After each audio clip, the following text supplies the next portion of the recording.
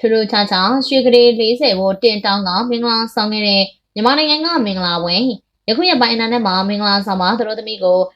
ကလေး40နဲ့တင်တောင်းကလက်ချက်သွားခဲ့တဲ့မင်္ဂလာပွဲကလူပြောများနေရပါဒီလိုကလေး40နဲ့မင်္ဂလာဆောင်ခဲ့တာကတော့အိန္ဒိယနွယ်ပေါင်းအစ္စလမ်ဘာသာဝင်တွေဖြစ်ပါတယ်အဆိုပါသူတို့သားဟာနိုင်ငံကျော်ဆွဲထက်ရွှေဆိုင်ကနေရွှေကလေး40ကိုတင်တောင်းကသူတို့သမီးကိုခမ်းနားစွာမင်္ဂလာဆောင်ခဲ့တာဖြစ်ပါတယ်ဒီလိုရွှေကလေး40နဲ့မင်္ဂလာဆောင်ခဲ့တဲ့ပွဲကိုတော့ရန်ကုန်နိုဘိုတယ်ဟိုတယ်မှာကျင်းပပြုလုပ်ခဲ့တာဖြစ်ခါနာမည်ကြီးဆိုတော့ Cherry သိန်းကိုကိုရိုင်းတက်ရောက်တည်ဆိုပေးခဲ့တာပါ